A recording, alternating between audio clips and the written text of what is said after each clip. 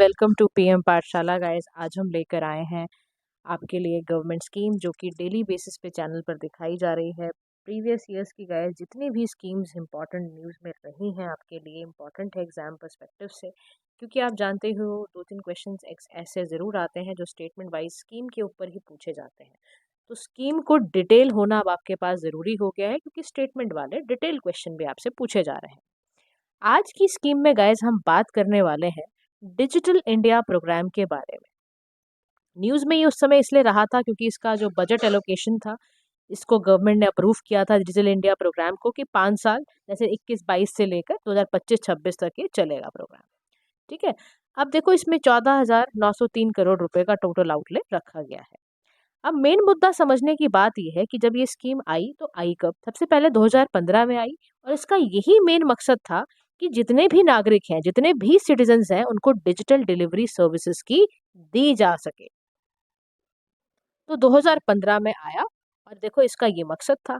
अच्छा, इसका मकसद ये भी है कि डिजिटली सोसाइटी को एम्पावर करना और नॉलेज इकोनॉमी को प्रमोट करना, जो कि बेहद ज़रूरी होता जा रहा है। फिर हमारा जो डिजिटल एक्सेस था, डिजिटल इंक्लूजन था, डिजिटल एम्पावरमेंट था, ये तीनों ही चीज़ें क्या करेंगी? ये तीनों ही चीज़ें हमारे डिजिटल डिवाइड को ब्रिज करने की कोशिश करेंगी। तो ध्यान रखना, ये तीनों शब्दों का प्रयोग ज़रूर करो जब भी आंसर्स लिखो कि we really need digitally access हो, मोबाइल मिले, एक्सेस मिले, डिवाइस हो। फिर वो ना इंक्लूजन मतलब कि सोसाइटी में लास्ट माइल पर भी जो रूरल एरिया में व्यक्ति रह रहा है उसके पास भी पहुंचे वो। डिजिटल एम्पावरमेंट का मतलब है कि उसको लिटरेसी हो और साथ साथ उसका वाईफाई कनेक्शंस वगैरह सारा नेटवर्क बना रहे। तो इससे डिजिटल डिवाइड कम हो जाएगा। तो गवर्नमेंट सर्विसेज को इलेक्ट्रॉनिकली अवेलेबल कराने के लिए ये सबसे अच्छा और आसान एक सुविधाजनक उपाय था, तो इसलिए किया गया। अब डिजिटल इंडिया प्रोग्राम एक ऐसा मिशन है जिसमें इंडिया को हम नॉलेज फ्यूचर के लिए प्रिपेयर कर रहे हैं कि टेक्नोलॉजी क्योंकि एक बहुत बड़ा सेंट्रल रोल निभाने वाली है, तो उसके तहत ये करना ज़रूरी है। अच्छा, डिजिटल इंडिया का प्रोग्राम एक अम्ब्रेला प्रोग्राम है। जैसे एक अम्ब्रेला होता है गाइस, देखते हो ना अम्ब्रेला में कितने सारे उसके लगे हुए होते हैं। तो यानी कि it covers so many thing, ये बहुत सारे मल्टीपल प्रोजेक्ट्स को कवर करेगा एक अम्ब्रेला।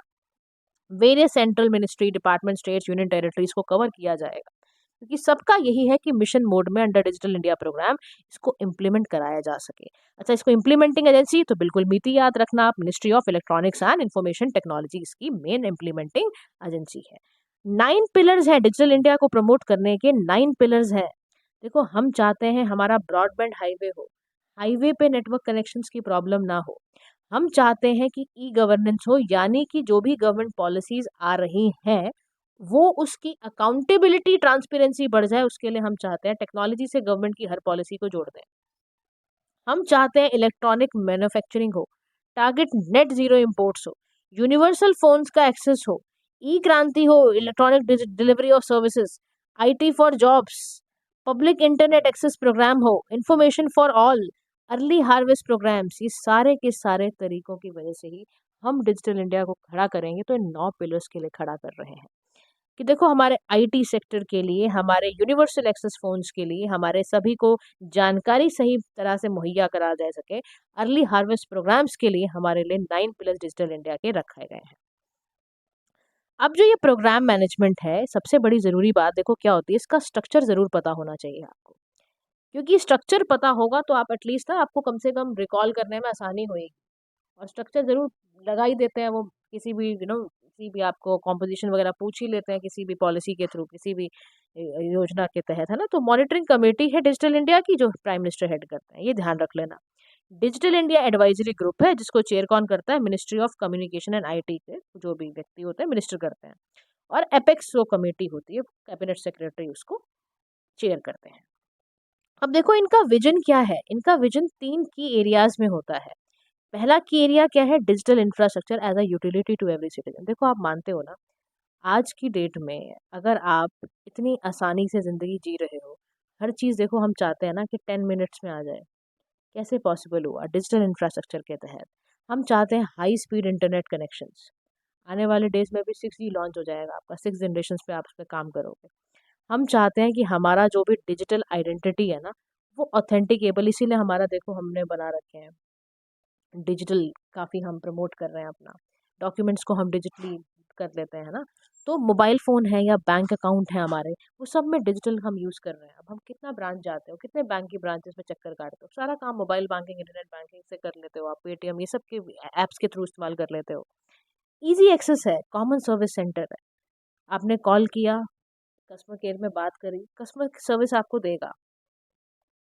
तो उसके बाद है शेयरेबल प्राइवेट स्पेस है, पब्लिक क्लाउड का, मतलब एक इंफ्रास्ट्रक्चर ऐसा तैयार कर रखा है, साइबर स्पेस बड़ा सेफ एंड सिक्योर बनाने की तरफ, ये विजन है इसका। फिर governance and services on demand, मैंने आपको कहा अभी 10 मिनट में हम चाहते हैं सब चीज़ें डिलीवर हुए। तो सीमलेसली इंटीग्रेटेड अक्रॉस डिपार्टमेंट और जुरिसडिक्शन, हम चाहते हैं कि सर्विसेज रियल टाइम पर ऑनलाइन अवेलेबल हो जाए। All citizen entitlement to be available on the cloud, जो भी आप चाहते हो। ईज ऑफ डूइंग बिजनेस इससे बढ़ जाएगा, फाइनेंशियल ट्रांजेक्शन बड़े धड़ आराम से, कैशलेस इकोनॉमी को प्रमोट करने के लिए बड़ा अच्छा साधन है ये। फिर हमारा जो जीआईएस सिस्टम है, वो आप उसको प्रमोट कर पाओगे, डिसीजन सपोर्ट सिस्टम में आपको मदद मिल जाएगी। तो मतलब बहुत तरीके से गाइस आपको ये मदद दे रहा है, डिजिटल एम्पावरमेंट करने की कोशिश कर रहा है आपको। और डिजिटल एम्पावरमेंट का मतलब ही यही है गाइस, यूनिवर्सल डिजिटल लिटरेसी बढ़ेगी, यूनिवर्सल एक्सेस बढ़ेगा डिजिटल रिसोर्सेज की तरफ आपका। यहाँ पे जीआईएस आया था, इसका फुल फॉर्म लिख लो, जोग्राफिक इंफॉर्मेशन सिस्टम। आपको डेवलप करने में आसानी होगी, इससे ना आप किसी भी जोग्राफिक डेटा को विजुलाइज, स्टोर, एनालाइज कर सकते हो बड़े आराम से। तो सॉफ्टवेयर्स ऐसे आज आ गए हैं, उनकी मदद से आप ये कर पाओगे। डिजिटल लिटरेसी बहुत ज़रूरी है आपका बढ़ाना, क्योंकि डिजिटल लिटरेसी अगर नहीं बढ़ेगी तो आप समझ लो एक एक गैप के तहत आप जीते रहोगे, और उस गैप को कम करना बहुत ज़रूरी है। तो इसीलिए गाइस ये ऐसा करा जा रहा है, ताकि इस तरह की चीज़ें कम होती चली जाएँ। तो डिजिटल लिटरेसी को करना बहुत ज़्यादा ज़रूरी होता जा रहा है। तो हमें इस स्कीम के तहत आपको समझ आएँगी मोटी-मोटी बातें कि 3 की एरियाज़ और 9 पिलर्स आपको ध्यान रखने हैं। 2015 की स्कीम है, इसको बजट को एक्सपेंड किया गया है ताकि हमारा डिजिटल इंक्लूजन, एक्सेसिबिलिटी, एम्पावरमेंट बढ़ता चला जाए। Now let's come to the other points इसके जो अभी हमारे रह गए थे। अब देखो, all documents are to be available on the cloud. आपको पता ही है, आप आराम से देखो, आप आराम से अपने जितने भी डॉक्यूमेंट्स वगैरह हैं आप उसको रख सकते हो, डॉक्यूमेंट्स को अपने आराम से। तो डॉक्यूमेंट्स को रखने के लिए भी हमने कितनी सारी ऐप्स वगैरह लॉन्च करी हुई हैं। तो वो इसीलिए करी गई हैं ताकि गाइस आप आराम से अपनी चीज़ों को एक जगह पर स्कैटर करके रख सको, क्योंकि कई बार क्या होता था, हमारे डॉक्यूमेंट्स वगैरह कहीं जल गए या कुछ ऐसा हो गया। तो अब आपके पास क्या है, डिजी लॉकर है, आप आराम से अपने डॉक्यूमेंट्स को वहाँ रख सकते हो। कोलैबोरेटिव डिजिटल प्लेटफॉर्म है, तो कई की सारे की इनिशिएटिव्स हैं, आधार है, डिजी लॉकर, देवी सेवक, डिजी सेवक sorry, Bharat broadband network, IoT के लिए हमने रखा है, स्वच्छ केंद्र, सब इसीलिए है गए, सारा कुछ हमने इसीलिए कर रखा है डिजिटल इंडिया को प्रमोट करने के लिए। कई सारे नए इनिशिएटिव्स को ज़रूर ध्यान में रख लेना कि 6.25 लाख आईटी प्रोफेशनल्स को रीस्किल और अपस्किल करा गया है। मैंने आपको कई बार ही समझाया है रीस्किल और अपस्किल का मतलब, आज फिर बता रही हूँ। रीस्किल का मतलब किसी के पास जॉब नहीं है तो उसको ट्रेनिंग, जो भी उसके गैप्स हैं जॉब से रिलेटेड, उसको दूर करने के बाद, ट्रेनिंग वगैरह देने के बाद, ट्रेनिंग डेवलपमेंट रिसर्च प्रोग्राम्स को देने के बाद आप उसको जॉब पे रख रहे हो। अपस्किलिंग का मतलब है व्यक्ति ऑलरेडी एग्जिस्टिंग जॉब में है, आप उसकी नॉलेज को एक्सपेंड करना चाहते हो, उसके स्किल गैप को कम करने के लिए अपस्किलिंग कर रहे हो। और this programme comes under future skills prime programme के अंदर ये काम किया जा रहा है। 9 मोर सुपर कंप्यूटर्स को ऐड किया गया है नेशनल सुपर कंप्यूटर मिशन के तहत। एक भाषिनी है, AI enabled multi language translation tool है, करंटली ये 10 लैंग्वेजेस में अवेलेबल है, रोल आउट करा गया है। मॉडर्नाइज किया गया है नेशनल नॉलेज नेटवर्क को, 3 centre of excellence artificial intelligence के हेल्थ, एग्रीकल्चर, सस्टेनेबल सिटीज़ में सेटअप किए गए हैं। तो ये सारे के सारे ये इनिशिएटिव्स लिए गए हैं, चाहे भाषणी हो, चाहे मॉडर्नाइजेशन की बातें हो, ये सारे के सारे इनिशिएटिव्स लेकर इसीलिए करे गए हैं ताकि ये सारी समस्याओं को दूर करा जा सके। हम डिजिटल लिटरेसी को सच में प्रमोट करना चाहते हैं, डिजिटल इंडिया को हम प्रमोट करने के लिए ये सारे इनिशिएटिव लिए गए हैं। तो याद रखना, भाषणी वो प्रीलिम्स के एक आध को पूछ लेगा क्वेश्चन में, तो प्लीज़ याद रखना भाषणी क्या है। AI enabled multi language translation tool है गाइस, इस पे कोशिश की जा रही है 22 शेड्यूल में, जितने हमारे 8 लैंग्वेजेस का जो है उसको सभी लैंग्वेजेस में किया जा सके। तो याद रखना भाषिनी क्या है, what is it is related to. तो आपको बिल्कुल कॉन्सेप्चुअल नॉलेज एक एक चीज़ की होनी चाहिए। चलिए नेक्स्ट हम चलने वाले हैं अपनी नई स्कीम के तहत, जिसमें हम बात करेंगे स्वामित्व स्कीम के बारे में। अब स्वामित्व स्कीम क्या है गाइस? स्वामित्व का फुल फॉर्म क्या है? Survey of villages, abadi and mapping with improvised technology in village areas. मतलब नाम से ही समझ में आ रहा है कि विलेज एरियाज में हम टेक्नोलॉजी को इम्प्रोवाइज करके मैपिंग कर रहे हैं। कैसे कर रहे हैं जानते हैं अभी।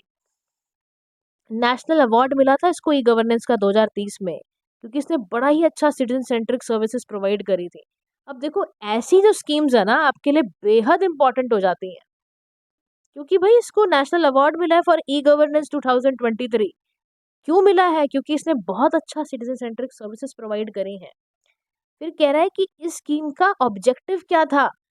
कह रहा 2021 में सेंट्रली सेक्टर स्कीम है, यानी जो आपकी यूनियन गवर्नमेंट है 100% पैसा लगा रही है। मिनिस्ट्री ऑफ पंचायत राज के थ्रू ये फॉर्मली 2021 में आई थी और लॉन्च की गई, ताकि रूरल इंडिया को एक integrated inhabited property ownership solution वहां का निकाला जा सके। अब क्यों कर रहे हैं? सबसे पहली बात, एक्यूरेट लैंड का क्रिएशन, रूरल प्लानिंग करना। अभी तक हम अर्बन प्लानिंग सीखते थे, रूरल प्लानिंग करना। प्रॉपर्टी रिलेटेड डिस्प्यूट गांव में इतने होते हैं कि आप परेशान हो जाओगे वहां जाके। अब आपको ब्यूरोक्रेट होके पता नहीं कहाँ भेज दें, तो आपको इसके लिए तैयार रहना है। फिर to bring financial stability to the citizens in rural India by enabling them to use their property as a financial asset. कह रहा है फाइनेंशियल स्टेबिलिटी रहेगी ना अगर सिटीजंस की रूरल इंडिया में, तो उससे क्या होगा? फाइनेंशियल एसेट, वो अपने लोन्स वगैरह अदर फाइनेंशियल बेनिफिट्स उसको देख पाएंगे, फाइनेंशियली स्टेबल फील करेंगे वो। फिर तीसरी चीज, अरे प्रॉपर्टी टैक्स सबसे बड़ी चीज है, बताओ। डायरेक्टली स्टेट का एक तरह का रेवेन्यू है ये। तो कह रहा क्या होता था कि ये डिटर्मिनेशन पॉसिबल ही नहीं हो पाता था, क्योंकि इतना प्रॉपर्टी का डिस्प्यूट पता ही नहीं चल रहा टैक्सेशन आएगा कहाँ से, कैसे आएगा। फिर सर्वे इंफ्रास्ट्रक्चर क्रिएट करना बहुत बड़ी जिम्मेदारी थी, geographic information system which we have just read about it, इसको लाया गया। फिर to support the preparation of better quality gram panchayat अपनी डेवलपमेंट प्लानिंग को और अच्छा कर पाए, उसके लिए ये स्कीम बिल्कुल काम करना चाहती है। तो इसीलिए करा गया गाइस, ताकि रिकॉर्ड राइट्स के रहें। जो हाउस होल्ड ओनर रह रहा है वहां पर, उसके पास प्रॉपर्टी कार्ड हो, ताकि वो कह पाए देखो ये मेरी प्रॉपर्टी है, ये मेरा टैक्स है, ये ऐसे आ पाए वो सारी चीजें। उसको भी ये रहे कि हाँ भाई ये मेरी प्रॉपर्टी है, उसमें कोई लॉज ना रहे और दिक्कत, और स्टेट को प्रॉब्लम ना हो कि वो टैक्स से कम ले पाए स्टेट का, वरना रेवेन्यू चला जाता है। तो स्कीम में यहाँ पर कवर किया गया है 6.62 lakh villages from the financial year 2020-21 से 24-25 तक। 566 करोड़ 5 साल के लिए गए से दिए। अब ये कह रहा है कि मेन एक्टिविटी इस स्कीम के तहत होती क्या है? तो पहला काम है लार्ज स्केल मैपिंग करना ड्रोन्स की मदद से। कह रहा है रूरल इनहेबिटेड आबादी एरिया जो है ना, उसको मैपिंग करी गई है ड्रोन सर्वे की मदद से। कह रहा मैप जो जनरेट होंगे जियो रेफरेंस्ड मैप्स होंगे, उसमें डिजिटल इमेजेस क्लिक की जाएंगी प्रॉपर्टीज की, प्रॉपर्टी कार्ड प्रिपेयर करके डिस्ट्रीब्यूट करे जाएंगे। रिस्पेक्टिव स्टेट गवर्नमेंट के पास उसका डेटा होगा और वो सारी काम भी करेंगी। रिस्पेक्टिव स्टेट गवर्नमेंट का काम है ये कि प्रिपेयर करो, फिर डिस्ट्रीब्यूट करो प्रॉपर्टी कार्ड, मैपिंग करके ये काम करना है। कह रहा इसी स्कीम के तहत ही कोर्स नेटवर्क तैयार करा जा रहा है, यानी कॉन्टिन्यूस ऑपरेटिंग रेफरेंस स्टेशन तैयार करा जा रहा है, जो आपको accurate geo referencing, ground truthing and demarcation करेगा लैंड की। अब देखो यहाँ पर ना एक शब्द आया, आपने नोट किया होगा आपने, वो शब्द क्या है? Ground truthing. ये शब्द सुना आपने? क्या होता है ये ग्राउंड ट्रूथिंग? का मतलब क्या होता है? तो ग्राउंड ट्रूथिंग का ध्यान रख लो, मतलब क्या होता है। इसका मतलब है रियल, और ग्राउंड ट्रूथ का मतलब है रियल और ट्रू चीज, यानी डायरेक्ट ऑब्जर्वेशन जो आपने की है। एग्जाम्पल के तौर पे मान लो एक ना जगह पर ना स्टॉर्म आया और रिपोर्ट करा गया tornado out in a field. तो मेट्रोलॉजिस्ट ने उसको क्या करके बताया, मतलब एक तरह से ना टर्म है ये बेसिकली निकाली गई है कि ऑन साइट जो हमने इंफॉर्मेशन रिमोट सेंसिंग की मदद से जो हम करते हैं ना, और हम बताते हैं एग्जैक्टली इससे क्या हो रहा है, उसी को कहते हैं गाइस ग्राउंड ट्रूथिंग करना। यानी जो कलेक्ट हुआ डेटा है ना, उस पर ट्रस्टवर्दीनेस बढ़ाने के लिए ये किया जाता है कि देखो हमने ऊपर ऊपर से बातें तो कर ली, ग्राउंड लेवल पे कितनी सच्चाई है। तो फिजिकल मेजरमेंट करना, ग्राउंड लेवल पर जाकर चेक करना एक्चुअल लोकेशन को, डेटा कलेक्ट वहां से करके आना। और इसके लिए कई सारे इंस्ट्रूमेंट्स का इस्तेमाल किया जाता है। हाई एक्यूरेटली जीपीएस इक्विपमेंट का इस्तेमाल किया जाता है, लिडार का, कैमरास का इस्तेमाल किया जाता है, ताकि ग्राउंड ट्रूथिंग नजर आए। समझ लो ये बड़ा इंपॉर्टेंट शब्द है ये। फिर ये कह रहा है कि स्वामित्व डैशबोर्ड है, यानी कि centralise online monitoring and reporting dashboard है, जो रियल टाइम प्रोग्रेस करके बताएगा कि कितना स्वामित्व इंप्लीमेंट हुआ है। तो इसलिए डैशबोर्ड बना दिया। फिर डिजी लॉकर ऐप का क्या मकसद है कि बेनिफिशियरी देख पाए और अपने प्रॉपर्टी कार्ड को डाउनलोड करे डिजी लॉकर ऐप से ही, मदद से ही हो जाएगा वो काम। मतलब घर घर बांटने की भी जरूरत नहीं। देखो डिजिटल इंडिया का प्रोग्राम कितना मदद कर रहा है स्वामित्व स्कीम को इम्प्लीमेंटेशन में भी। कह रहा ग्राम मानचित्र फंड जो रिलीज किए जाते हैं नेशनल इंफॉर्मेटिक्स सेंटर में ताकि स्पेशल प्लानिंग एप्लीकेशन बढ़ पाए, उसके लिए बड़ा इंपॉर्टेंट है। फिर आईईसी एक्टिविटी यानी इंफॉर्मेशन एजुकेशन कम्युनिकेशन आपका एक स्कीम के तहत बढ़ाने की कोशिश कर रहे हो आप। फिर प्रोग्राम मैनेजमेंट यूनिट्स को आप सेटअप कर दिया नेशनल लेवल पे, स्टेट लेवल पर, कह रहा उसके फायदे हो जाएंगे। तो guys this is about Swamitva scheme. Now let's come to the Bharat net पे हम चलते हैं। अब भारत नेट क्या है समझना है। भारत नेट पहली बात तो मिनिस्ट्री ऑफ कम्युनिकेशन लाया है। इसका भी मकसद डिजिटल इंडिया के विजन को रियलाइज कराना है, तो हमें ये पढ़ना ही पड़ेगा। इसका मकसद ये है कि 100 MBPS बैंडविड्थ ब्रॉडबैंड कनेक्टिविटी सभी ग्राम पंचायत को मिल पाए, यानी कि 2.6 लाख अप्रोक्सीमेटली। कैसे आया, कह रहा 2011 में इसका फेज 1 शुरू हो चुका था, कांग्रेस की जिस समय गवर्नमेंट थी। ऑप्टिकल फाइबर नेटवर्क को शुरू कर दिया था, ब्लॉक हेडक्वार्टर्स पे कनेक्ट करा गया था। फिर इसका फेज 2 भारत फेज 2 2017 में आया। इसमें ऑप्टिकल मिक्स हुआ, यानी कि इसमें ओएफसी रेडियो सैटेलाइट सब आया, मल्टीपल इसमें प्राइवेट सेक्टर मॉडल सब डाले गए। 3 फेजेस हैं इम्प्लीमेंट करने के लिए। फेज 1 1.23 लाख जीपीएस आपने करा इसको, start of the art future proofing of the network. और इम्प्लीमेंटिंग एजेंसी 2022 में बीएसएनएल मर्ज हुआ भारत ब्रॉडबैंड नेटवर्क के साथ और उसने इम्प्लीमेंटिंग एजेंसी बना। अब ये करा क्यों जा रहा है, कह रहा आप ही के लिए सिटीजन सेंट्रिक सर्विसेज प्रोवाइड करना रूरल एरिया में। कह रहा e governance, e health, e education, e banking, public internet access. कह रहा ये कैसे हो पाएगा, business to business, peer to peer, government to customer, ये सारे के सारे चीजें पॉसिबल हो पाएंगी। बेनिफिट है इसका भारत नेट होने की मकसद की वजह से करा जा रहा है। कह रहा सैटेलाइट कनेक्टिविटी बढ़ेगी। कह रहा कैसे, कह रहा भारत नेट प्रोजेक्ट में जीसेट 11 जीसेट 19 ये सारे के सारे इसमें कनेक्टिविटी इश्यूज को खत्म करेंगे। नेशनल इंपॉर्टेंस की बातें हैं। फिर अचीवमेंट 1.94 लाख विलेजेस को कनेक्ट किया गया है। इसके साथ wifi hotspot fibre to the network connections के साथ कनेक्ट करा गया है। Now let's come to the next topic, that is Ayushman Bharat Pradhan Mantri Jan Arogya Yojana, PMJAY, ministry of health and family welfare का पार्ट है ये। और इसका काम है, ऑब्जेक्टिव है financial burden poor and vulnerable groups का रिड्यूस करना। जो भी कैटास्ट्रॉफिक हॉस्पिटल एपिसोड्स होते हैं या क्वालिटी हेल्थ सर्विसेज को इंश्योर करने के लिए ये किया जाता है। अब जो ये आयुष्मान भारत स्कीम है, ये एक हेल्थ स्कीम है, सबसे पहले तो ये समझ लो। और हॉलिस्टिकली ये आपके तीनों हेल्थ केयर सिस्टम्स को अफेक्ट करेगी। अफेक्ट का मतलब है कि उसको सुधारेगी, primary level, secondary level, tertiary level. तो पीएमजे के लिए ही क्रिएट करा गया health and wellness centre. National health mission fund करेगा। बेनिफिशियरी कौन होंगे, वो सभी हाउस होल्ड जो डेप्रिवेशन सेक्शन में हैं। ऑक्यूपेशनल क्राइटेरिया देखेंगे, जो socio economic caste service census उठाएंगे 2011 का, उसी के मकसद से दे देंगे। कह रहा जो भी फैमिली राष्ट्रीय स्वास्थ्य बीमा योजना में कवर्ड है उनको इस डेटाबेस से नहीं, वो पार्ट नहीं होंगी डेटाबेस के। बेनिफिट क्या होगा, कह रहा हर फैमिली को 5 लाख पर year for secondary and tertiary care. Service available हर जगह, पब्लिक प्राइवेट हर हॉस्पिटल्स में होगी। नो कैप, कोई फैमिली साइज और एज वेज का कोई गैप नहीं है। टेक्नोलॉजिकली ड्राइवन है, कैशलेस पेपरलेस ट्रांजैक्शंस की जाएंगी। देखो अगेन डिजिटल इंडिया प्रमोट हो रहा है। बाकी बेनिफिट्स क्या है, 3 days pre hospitalisation, 15 days post hospitalisation के खर्चे यहीं से जाएंगे। कोविड-19 के पेशेंट्स को भी कवर किया गया था फ्रॉम अप्रैल 2020। इंश्योरेंस प्रीमियम देना पड़ेगा, हर फैमिली जो होगी पर एलिजिबल फैमिली को प्रीमियम देना होगा।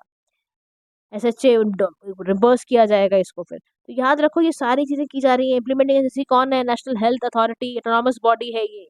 Union minister of health and family welfare के अंदर आती है। स्टेट लेवल पर भी state national authority, state health authority है जो स्टेट गवर्नमेंट अपॉइंट करती है। डिस्ट्रिक्ट लेवल पर डिस्ट्रिक्ट इम्प्लीमेंटेशन यूनिट है, कलेक्टर जिस पे लीड करता है। तो ये सारी चीजें आप याद रखो, कल को आपको भी यहाँ पे जाके लीड करना है तो इम्प्लीमेंट कराना स्कीम को आपका मकसद होना चाहिए। फिर ट्रांसपेरेंसी बढ़ेगी गाइस इससे। और देखो नॉर्थ ईस्टर्न स्टेट्स में 90-10 रेशो है, यानी सेंट्रल स्पॉन्सर्ड स्कीम है। और बाकी प्लेन एरियाज में 60-40 का रेशो होगा। यूनियन गवर्नमेंट 60% देगी, 40% खर्चा स्टेट गवर्नमेंट उठाएगी। ट्रांसपेरेंसी बढ़ेगी, विसल ब्लोअर जो भी शूट करते थे, एंटी फ्रॉड सेल्स वगैरह बनाए गए हैं। सरप्राइज इंस्पेक्शन ये सब होगा, पेनल्टी ठोकी जाएगी अगर कोई भी गलत काम करता हुआ पकड़ा गया, आधार बेस eKYC होगा, आई फिंगरप्रिंट, ये सारी चीज़ों का फेस ऑथेंटिकेशन, ताकि इस स्कीम के तहत, देखो हर पॉलिसी के तहत अब बहुत कोशिश की जा रही है कि ट्रांसपेरेंसी एंड अकाउंटेबिलिटी बढ़ जाए, क्योंकि we are very much citizen centric हो चुकी है हमारी सरकार। ठीक है, तो guys this is all about the your जितने भी गवर्नमेंट स्कीम्स आपके अगस्त के मंथ के थे। Get ready for the scheme के क्वेश्चन आते ही आते हैं, स्टेटमेंट वाइज चिपका के डाल देंगे वो क्वेश्चन, तो you have to be aware about कि कौन सी स्टेटमेंट कहाँ पड़ी थी, एलिजिबिलिटी क्राइटेरिया, इससे क्या मकसद है, वो सारा डेटा आपको पता होना चाहिए।